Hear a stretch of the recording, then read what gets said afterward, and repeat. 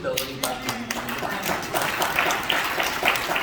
So let's talk a little bit about some of the opposition that we're up against. And then let's talk about what we can do to take care of our own health and take it into our own hands, which is where it belongs, as a method for elevating glutathione levels. You take NAC to elevate glutathione. Well, in the study that was published in May of 2020, it was found that NAC was an effective treatment for COVID-19, and it could prevent people from dying once they were infected. That's great news, right? Yeah. Okay. 5 to 6 weeks later, the FDA started to send warning letters to companies selling NAC about claims that they were making about their product. And this month, so about a year later, the FDA has now declared that NAC is a drug and should only be sold as a drug. Now, I don't find that to be a coincidence, right? I think that probably Big Pharma doesn't like the idea that a simple, inexpensive, ubiquitous antioxidant and amino acid can be used to treat COVID, right? So we see this level of ethics being conducted in our government. And we should all be aware of this so we can empower ourselves, so that if something like this goes off the market, we know, oh, okay, what's really going on here is they take it off the market, which they haven't yet, and fortunately manufacturers are pushing back. We have other sources and other ways to get cysteine or elevate glutathione that can protect us from COVID. So that is, that's one example. And I don't want to spend all of our time talking on about that, because that's a rabbit hole, and we could just spend the next couple of hours, talking. We're going to embrace our own health. We want the power to decide, and we can't let these people get away with it.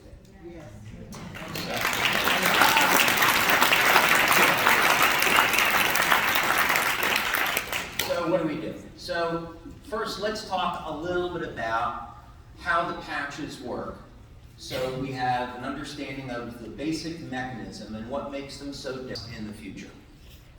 So first, how do the patches work? I began this journey back over 20 years now, and at the time, in the late 1990s, I was developing survival equipment for the US Navy. And I had a company called Advanced Applications Group with 4 other guys. And this was an unbelievable experience for me, because one of my business partners had developed the ground support equipment for Star Wars missile defense. And another one of my business partners had designed the supercapacitors on the particle accelerator at Los Alamos.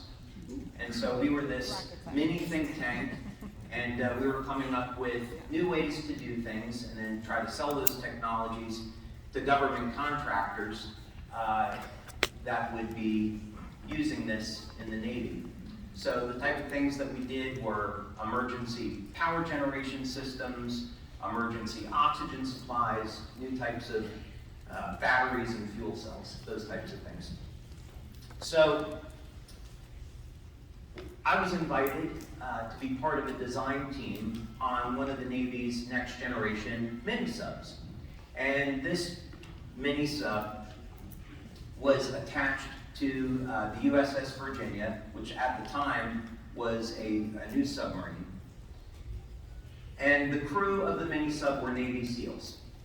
And they would go on missions 30 hours, 60 hours, and I wanted to see if we could figure out how could we improve their survivability. What type of things could we do? Well, given that they had to go on these missions and stay awake for such a long period of time, they would take caffeine and amphetamines, any type of pep pills to stay awake.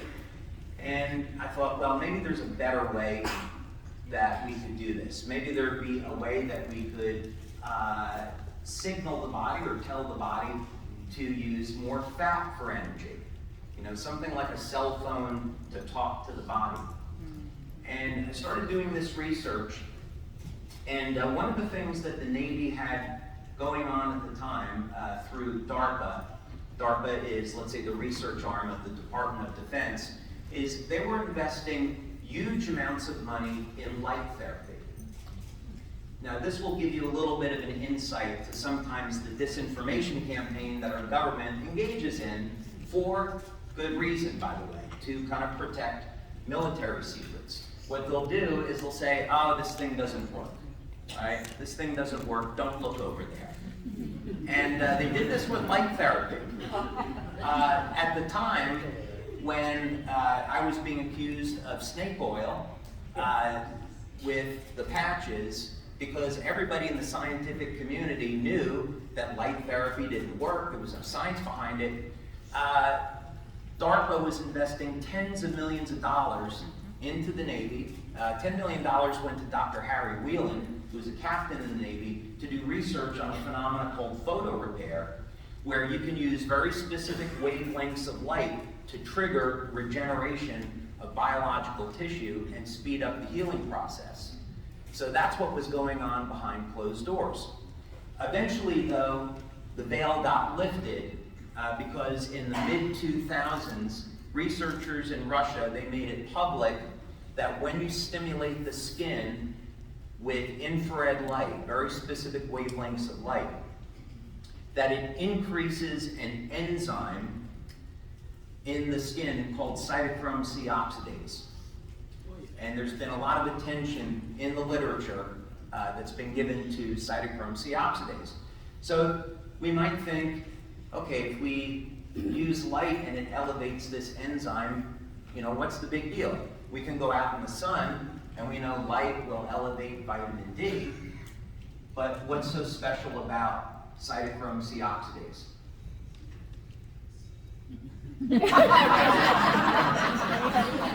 I'll tell you, since you want that. What's so special about it, I'm glad you're all, to know that you're all here and you're listening.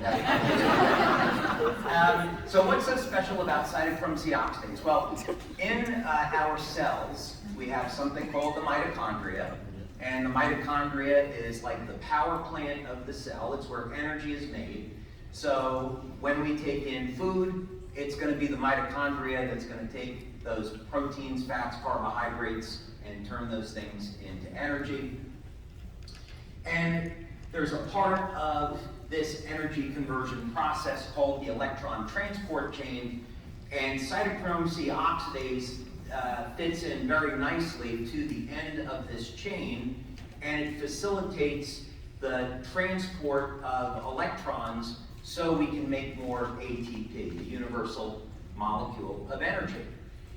And what's so important about this is this was a critical discovery, because now it means that when we go out in the sun, we can convert that light over into usable energy.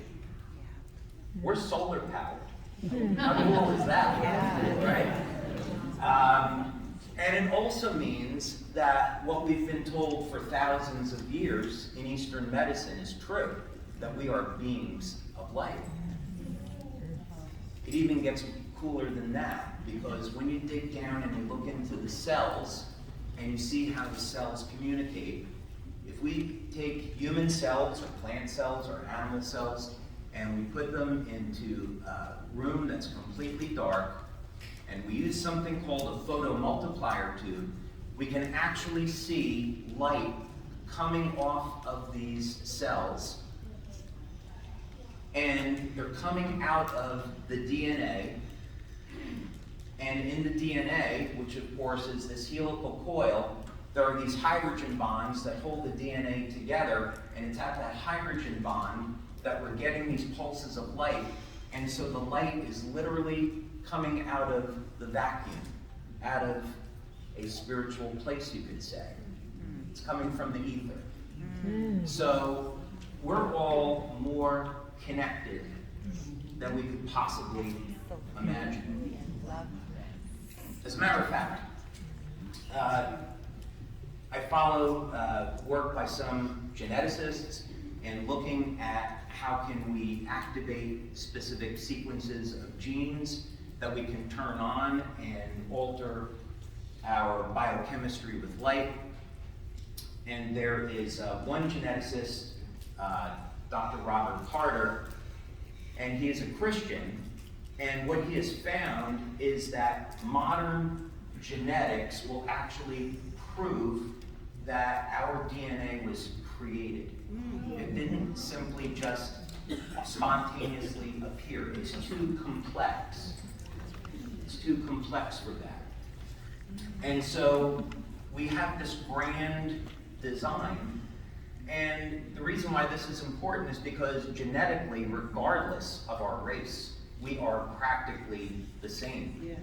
And it actually gives credence to the idea of what was said in the Bible is actually true. We can say scientifically that we had a creator, that we all started out the same, and through genetic mutation, that's where the differentiation came. Yes. So we can say, well, looking at what our superficial differences in one another is nonsense, right? It's total nonsense, and there is nothing that divides us. We're really more the same.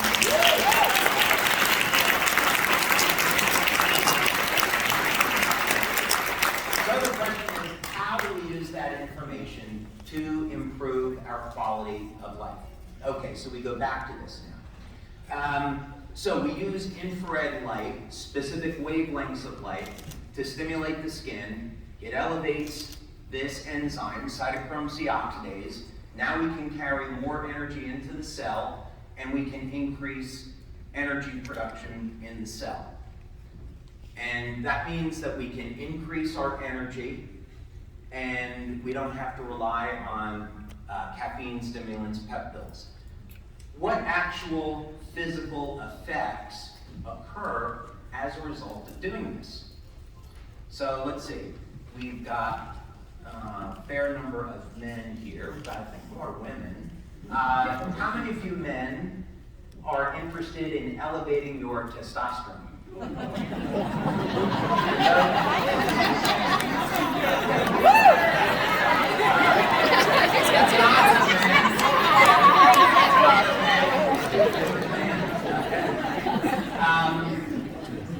And those men that didn't raise their hand, they're liars, right?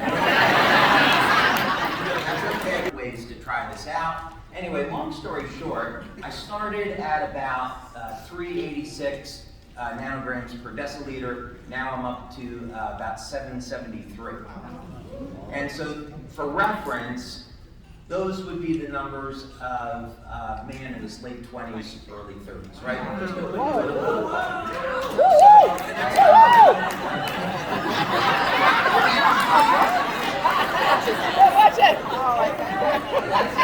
Looking at solutions that are simple, because then we can execute those in the real world and bring products to people that they can use that are going to benefit them.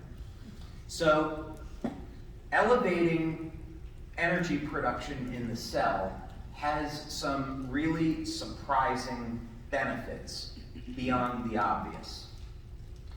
The first thing is that when we get to about our 50s or so, we're going to experience something called mitochondrial dysfunction. The majority of the population will experience this. And this represents a change in the way our cells process and use energy. And one simple way to think about this is our cells are going to be metabolizing more sugar than they are fat. And this leads to a number of really undesirable consequences. For example, it's going to increase our risk of diabetes if we're going to be processing more sugar, because now this is going to put a load on our pancreas. We get more insulin spikes, and we don't want to go down this road. Another undesirable effect, this would be more from the perspective of biophysics instead of biochemistry, but the shape of the cell, the size of the cells in our body, will change over time. And how does that happen? Well, we all know that as we age, the levels of hydration in our body are going to decrease, right? So we become made of less and less water. And I think many times we don't really think about what's going on. We can say, okay, over time we get dehydrated, but what's really going on is the cells are shrinking. Now, the reason why this is bad is that the cells contain an electrical charge. And whenever you have an electrical field, you have a magnetic field at right angles, right? We learned this in high school in physics. And so we can detect an electrical and a magnetic field around our body. We can use all different types of equipment to do this. One type of equipment is called the squid magnetometer, and you measure very intense electromagnetic fields around the head and the heart. Qigong practitioners, people that are natural healers, have very, very intense magnetic fields in the palms of their hands. So for energy medicine, we can actually detect that there is a real phenomenon here. So the problem with all this is that as the energy field in the cell begins to become smaller, it causes a change, a conformational change in our DNA. It's part of aging. So let's look at it as like a car battery. So let's say you have a car battery and that's going to operate at 13 volts. And now as the car battery gets a little bit older, the voltage goes down, and now you can't turn the motor over, and eventually then you can't start the car. Well, in the cell, what's happening is that you've got this electrical charge that's around the cell, and as the cell is dividing, that electrical and electromagnetic field collapses and passes that energy. It's a pulsed electromagnetic field, passes that energy onto the DNA. The DNA, which is a coil, coils absorb electromagnetic fields, or they interact with electromagnetic fields. And so the DNA absorbs this energy, this pulsed EMF, and uses that energy to replicate and form another cell. But if the pulsed energy is now lower because of dehydration, now the amount of energy that that DNA has to replicate is reduced, and therefore the new cell that's being born is an older cell. So that's the bad news. Okay? That's the bad news. Now here's the good news. The good news is that we can change that. Don't clap yet, it's not that easy. Let's talk about how do we do that, right? So first, you have to know that our bodies are more or less working against us. So we have to use a number of techniques to tell our body, hey, we're alive, we want to stay alive, and don't go down this road of dying. Okay, I want to stay young and healthy. And there are actually many things that we can do right now to influence the behavior of our genes. So what would be some ways that we could do this? Calorie restriction, for one. Calorie restriction will turn on genes that are associated with longevity. Now, I know for many of you that's not going to be a very popular idea, right? Fasting, such things as intermittent fasting, is another way that we can turn on genes associated with survival that will help to extend our lifespan.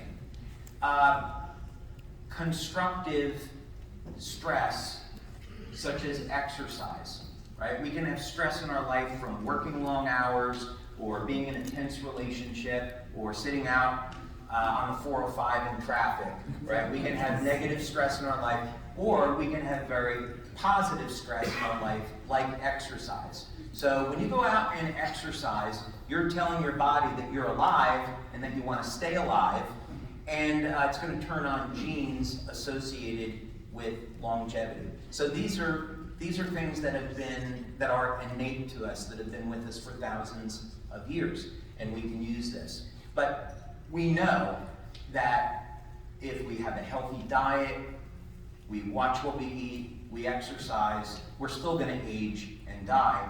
So while those things are good and we should do them, it means that we need to take a new approach when we're looking at aging and longevity. So what do we do?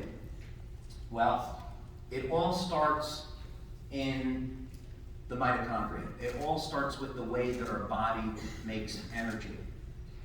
Now, this work is being done at some of the best laboratories in the world. Places like Harvard and Stanford have been given billions of research money to come up with drugs that can improve the energy production in the cell and reverse the aging process. We just happen to get there first on a lot less money.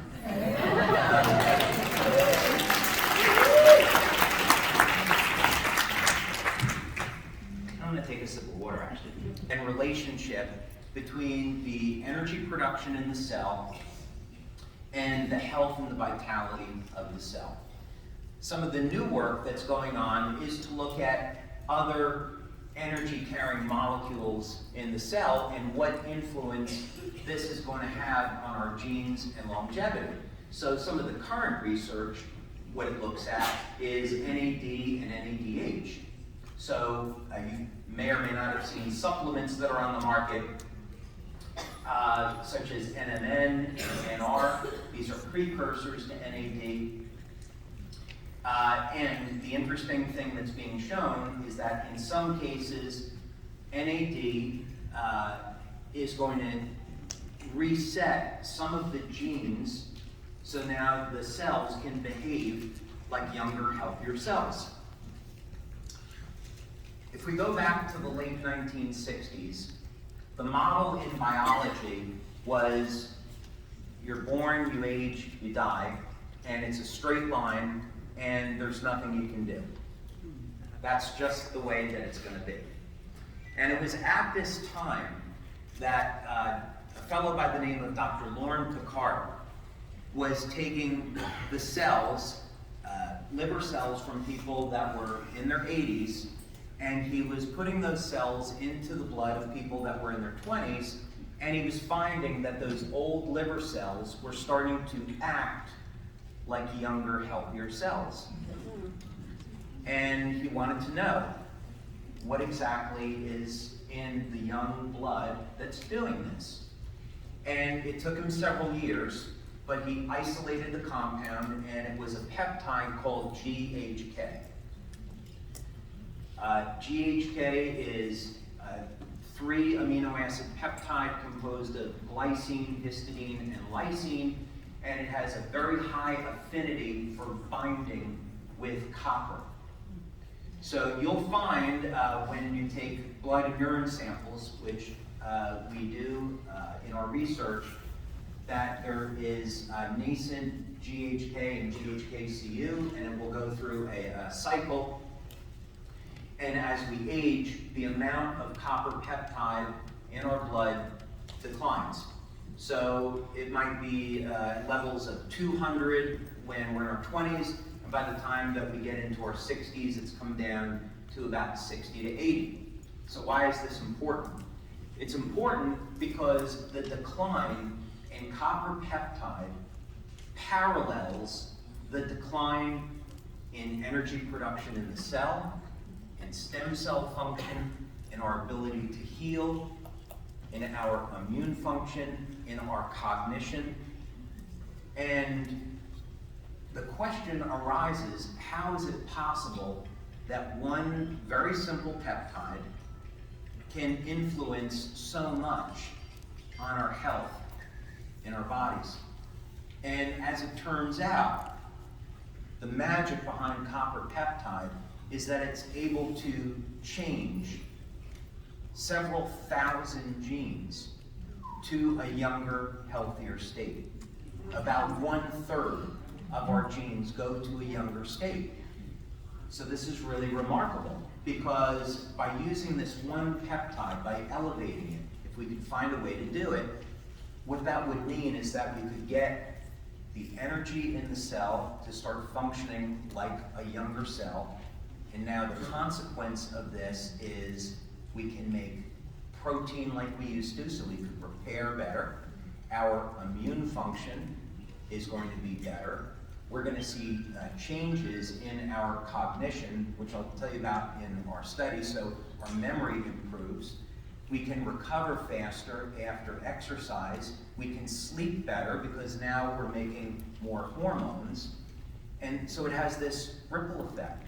So this one simple peptide gets us about 1/3 of the way to our goal of reversing aging.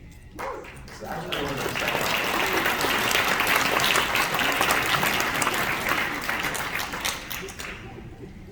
Cells in regeneration in about 2008 or so, 2009. And at the time, we began to create in our laboratories all different types of electromagnetic equipment, and we have over 70 patents globally now on different technologies that we developed over those years. And this was all in an effort to try to activate stem cells and improve the way that people heal. So where we finally got to, where we're going is a different story, but where we finally got to is we have technology where, let's say someone had a cut, a bad cut on their arm, and you were to apply MSC stem cells over to that injury. You could use this technology to change the way the stem cells function, and in about 10 to 15 minutes that cut would be healed. So that's where we got to. It's not where we started. It took us a long time to get there. But we found a way to bypass the biological limits of protein synthesis in the cell. And this is really important because our ultimate goal is we want people to heal very rapidly, as quickly as possible, and we want to be able to understand the mechanisms to age reversal, and our philosophy is that enhanced regenerative capacity is intimately linked to aging. So in other words, if you're healing faster, you're either not aging or you're aging in reverse. So with taking this down now into a product that is affordable and that people can use, that was one of the challenges that we had to address. One of the devices that we built, which was very successful, would be on the scale of an MRI. So we would take people or animals and we would put them into this. And by the way, we don't torture or abuse animals. I'm an animal lover. My daughter and I, we have 2 dogs, so we're very passionate about technology. We worked with, how many of you know Norm Shealy? Okay, quite a few of you. Okay. So Norm is a medical doctor. He's a neurosurgeon, very, very well known in the alternative healthcare community. He's the father of TENS for pain relief. So over the years, we've done many clinical studies with Dr. Shealy. So in 2 different clinical studies that we did with Dr. Shealy, we had 30 out of 30 people with peripheral neuropathy regrow their nerves, and we reversed diabetic neuropathy and idiopathic neuropathy using this technology. And that shouldn't be possible, but we did it. But the problem is it's not approved by FDA. It's really expensive. You have to go into a hospital. You don't have access to it on a daily basis. And one of our goals was, let's create a technology that is going to be affordable. People can use it every day. It's available, it's not expensive, and it's going to have both short-term and long-term benefits. So at the time that we were doing this research, I thought the answer was going to be in magnetic field therapy. We'd come up with a really unique way of doing it. The design methodology turned out to be correct. It was working beautifully, but it was this problem that we just couldn't get the cost on it down. And I kept thinking that there has to be a way to do this with light therapy, but at the time I just couldn't find the way to make that happen. But in any case, I came across the work of Dr. Picard. I saw the incredible amount of data on copper peptide, but the problem is, is it possible to elevate copper peptide with light? Another thing that came to mind is if copper peptide is so great and it was discovered in the 70s, how come everybody doesn't know about it? What is the problem here? And copper peptide was never approved by the FDA for use. First, most people don't want to give themselves injections of copper peptide on a daily basis. And oral supplementation of copper peptide can be toxic and not so effective. It's somewhat similar to taking a glutathione pill. If you want to take a glutathione pill, and glutathione is a tripeptide, it will get broken up by your stomach acids, and you might get a very mild increase in glutathione levels, let's say 14%, over about a 30-day period of time.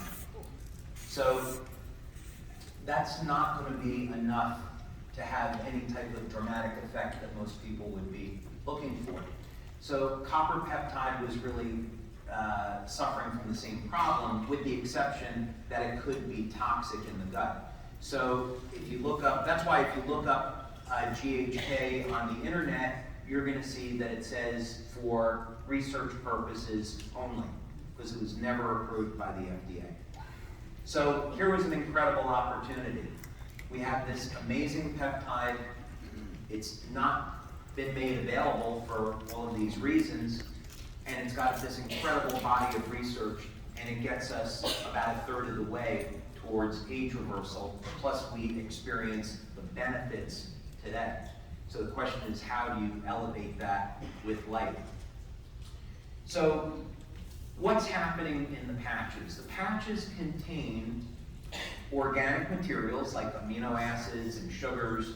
They're in water-based solutions, and we put them through a proprietary process where they will stimulate the skin with very specific wavelengths of light. So what does this all mean to you and I? If we were to just simply, how about if you all hum?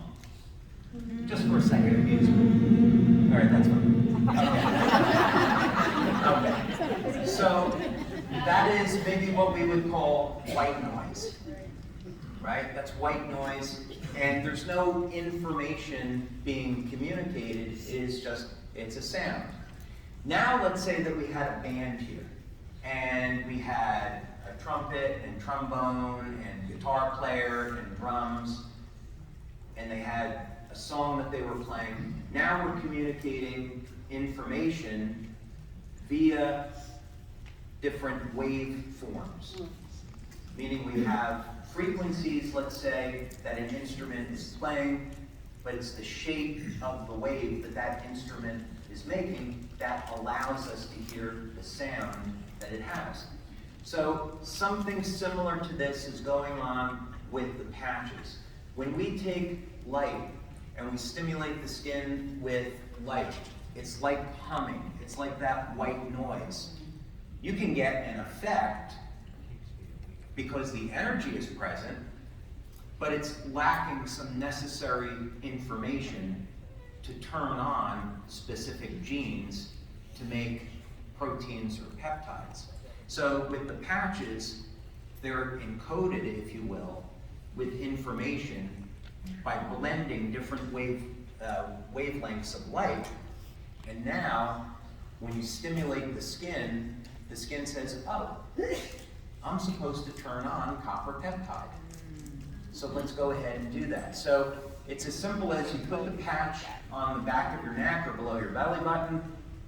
Instantly, the patch starts communicating with your body to increase copper peptide. And the reason why we know that is because we have over 80 clinical studies on the technology. And we've had studies that published just recently where we took first about a dozen people in our first study, then we took about 50, 60 people in the second study, and we did blood measurements, and sure enough, what we found was over a period of 24 hours and then 7 days, levels of GHK and GHK-Cu increased to statistical significance. So we know that using light, we can increase copper peptide. So that's the first part. So now we know the patch does what it's designed to do. That doesn't tell us, is it good for us, right? That comes next. So then we do metabolic studies. And we do studies first by taking urine samples and seeing how the metabolism changes, and then using what's called clinically relevant questionnaires to ask people if there's any change in their pain level, is there any change in their quality of life, in their sleep. And sure enough, what we find, again to statistical significance, is all of these biochemical changes that occur. So for example, by doing urine tests, we found that the metabolism of the amino acid leucine goes up. Leucine is one of the branched chain amino acids, and it's involved in muscle protein synthesis. So any of you here that exercise, I know we have a former bodybuilder here, and you'll be familiar with the need of muscle protein synthesis in recovery. So in other words, the faster that your body makes new protein, the more times per week that you can exercise and build muscle and be a better athlete.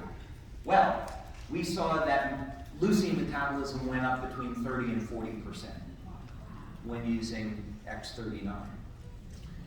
We also saw different hormones and neurotransmitters change. For example, GABA.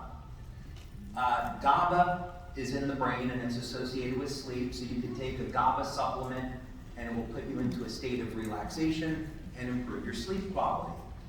So the first thing that you might want to know is, well, this is a stem cell product. Why does it improve my sleep? Right? That doesn't seem quite to make sense. Well, as it turns out, GABA does many things other than simply relax the brain. It also controls something called BDNF. BDNF is brain-derived neurotrophic factor, and BDNF is a regulatory mechanism for stem cells in the brain. So after we did this study, and there were many other beneficial changes that we saw as well, but after we did that study, we contacted another researcher. His name is Gaetan Chevalier. And Dr. Chevalier was doing work in fusion at UCLA, and then he developed a specialty in laser spectroscopy, and he applied that by studying biophoton emission in the human body. So in other words, he could use his background to look at how do changes in the release of light from the cells, what effect does that have on our health over time, and what does this mean? So in any case, we had worked with Dr. Chevalier on a number of studies. So he did one for us on X39 using an EEG system. And what we wanted to do is work with people predominantly over the age of 50 and 60. And we wanted to look at what would happen over a 3-week and a 6-week period of time to people in this age group. So one of our goals, as you remember from the beginning, is we want to empower people. We have a business here, so we want people to be financially independent, but you can do that in a lot of things. Our goal is we want to empower people with their health. and we want to give you new tools that you can use to improve your health. So, one goal that we might want to have is most people are really concerned that as they age, they're going to start to lose some of their cognition, their memory, their focus, the speed at which their brain will process information. This is a concern that people have. And so if we could do something to improve memory and cognition, that would be a huge improvement in quality of life. And meaning now that we don't have to really worry about these changes over time. So we said, okay, let's look at what stem cell activity in the brain with X39 is going to mean. And what we saw was that within a period of 3 weeks, this happened with everybody, by the way, in the very first study that we did. We had a break because of COVID, and then we resumed with a 50-person study. But what we found was that in 100% of the population, there was an improvement within 6 weeks, and most people had a dramatic change in their brain in only 3 weeks. When we have done previous studies looking at this phenomenon, what we find is we did a study a number of years ago with our carnosine patch with Dr. Tom and Helen Budzinski, and we found that just within 30 days, short-term memory, long-term memory, the speed at which your brain will process information, overall cognition, all of that was improving within a very, very short period of time. So you may be here now thinking, well, you know, I'm 65, I'm 70, maybe it's too late for me. It isn't. Just in this one recent study that we did, one of the women that had the most dramatic improvement, she was 77. And that's remarkable because you would consider that by age 77, the level of stem cell activity in the body is almost done. After 60, stem cell activity is down 60 to 80%. That means the motility of the stem cells has declined, the ability of the stem cells to release growth factors that repair damaged tissue or make new stem cells, that's declined. So what this means is that when we're testing in an older population, that it isn't too late. We can reverse the damages done from time, and that's incredibly exciting. So what can we do next? Where is this going? And I'm going to tell you that in just a moment, but let's bring this into practice. Because if you come here today and you can't leave without some effective tools, then I didn't do my job, and this is not going to help you. So let's first talk about what can you do today that is going to impact your life in a very, very favorable way. The first thing is, if you're not already doing it, take a step back and examine, what is my diet like? Am I exercising the way that I should be? Am I drinking enough water? Am I doing things that I shouldn't be doing? Am I supplementing in my diet? So if maybe I don't have the best diet, or I don't want to rely on our foods today, then I'm filling in some gaps. Am I getting proper sleep? You know, really take an honest look at that, because we have to have a foundation. If we don't have the foundation, it's going to dramatically decrease our odds of having the type of quality of life that most of us want to have. So that's where I would say you would start.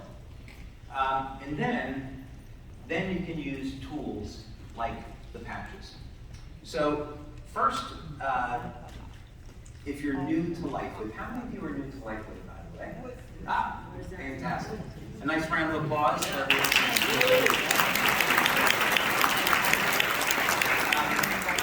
The first thing is you can start with X39. That would be the best product to start with, because X39 is going to cover so many bases. It's very important when you start, before you start using the product, take some before and after photos, fill out a form and say, this is the quality of my sleep, my energy level during the day, et cetera, et cetera. You do that, and then look at what happens over a period of, let's say, the next 30, 60, 90 days, and you'll probably be pretty surprised.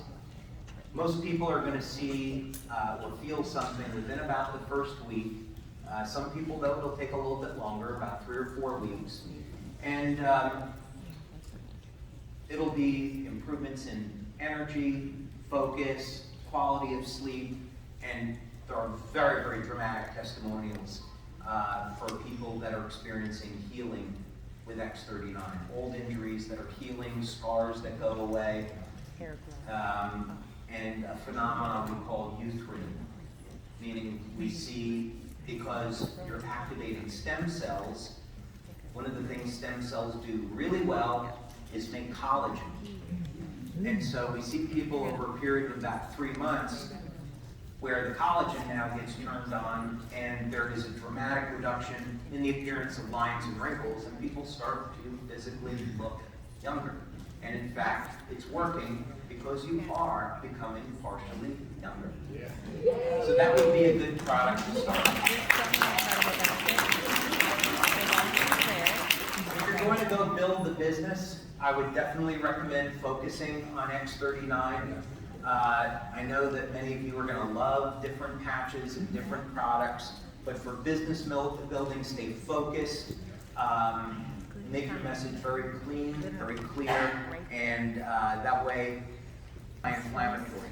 So when we look at things like aging and what can we do to help manage or reverse the aging process, one of the killers is chronic inflammation.